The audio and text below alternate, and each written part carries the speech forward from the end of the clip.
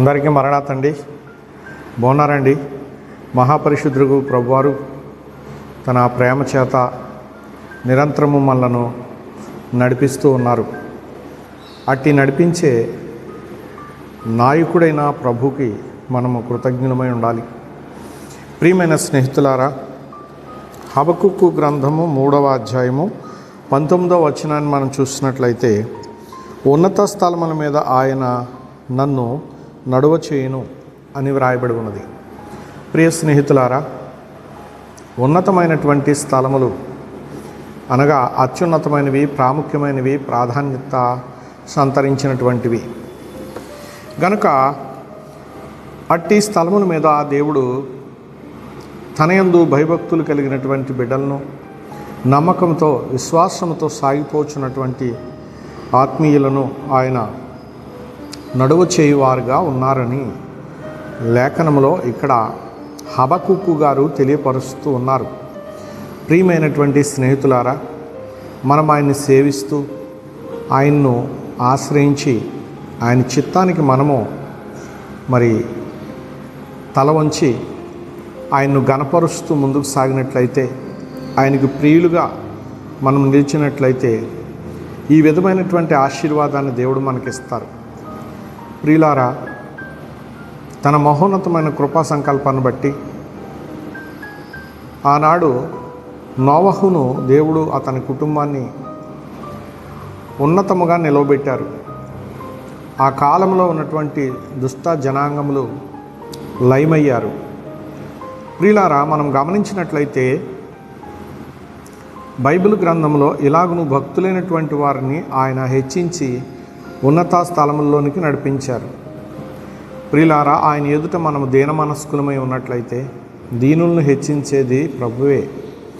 ప్రియులారా, మనం గమనిస్తే దావీదు గారు తన యొక్క కుటుంబంలో చిన్నవాడై అరణ్యంలో గొర్రెలు కాస్తూ ఆ గొర్రెల దొడ్డిలో అతడు జీవనం సాగిస్తూ ప్రభువారి యొక్క నామాన్ని ధ్యానిస్తూ స్తుతిస్తూ పరవశిస్తూ ఉండగా దేవుడు అతన్ని పిలిచి ఉన్నత స్థలం ఎక్కించాడు. ప్రియులారా, ఆ కాలంలో సమూయేలు గారు ఉన్నత స్థలముల్లో ప్రార్థన చేసేటటువంటి అలవాటు కలిగిన వారై ఉన్నారు. గనుక దేవుని మహత్తరమైన కృపను బట్టి ఆశ్చర్యకరుడుగు ప్రభు, ఆలోచనకర్త అయినటువంటి తండ్రి, అద్వితీయ దేవుడగు రాజు మన పక్షంగా ఉన్నారు. గనుక ఆయన యందు విశ్వాసం ఉంచి ఆయన్ను సేవించండి. కష్టకాలమందును సౌఖ్యకాలమందును ఆయన్ను మహిమపరిచినట్లయితే పరిశుద్ధుడైన ప్రభు ప్రేమగలవారు గనుక తన్ను ఆశ్రయించి వారికి ఏ మేలు కొదవ ఉండదన్నట్లు ఆయన వారిని హెచ్చించి అభివృద్ధిలోనికి నడిపించేవారై ఉన్నారు. ప్రియమైనటువంటి స్నేహితులారా, దైవ సన్నిధి నిరంతరము మనల్ని నడిపిస్తూ ఆశీర్వాదకరమైనటువంటి దీవెనలతో వర్ధల చేసేటిదై ఉన్నదని ప్రభు పేరట మీకు నేను తెలియపరుస్తున్నాను. రాబో కాలంలో భయంకరమైనటువంటి సమస్యల నుండి మనల్ని విడిపించేది, ఉన్నత స్థలంలో నిలవబెట్టేది దేవుని సన్నిధేనండి. గనుక సన్నిధి అనగా సహవాసపు నిధి.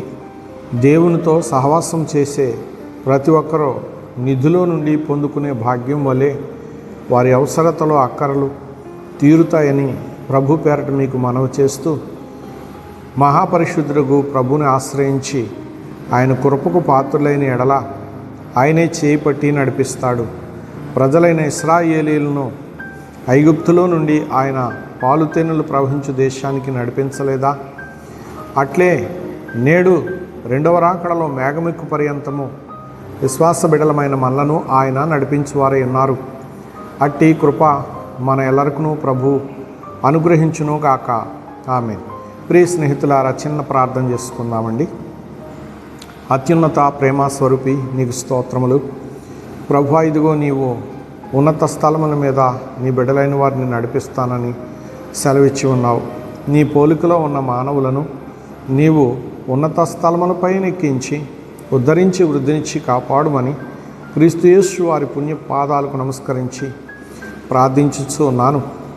నీవే ప్రభువా సమస్తమును అనుగ్రహిస్తూ నిరంతరము కాపుగాయచు ఫలింప చేయమని దేవదేవుడైన ప్రభుకు అప్పగిస్తున్నాను పరమ తండ్రి. ఆమెన్. అందరికీ మరణాతండి.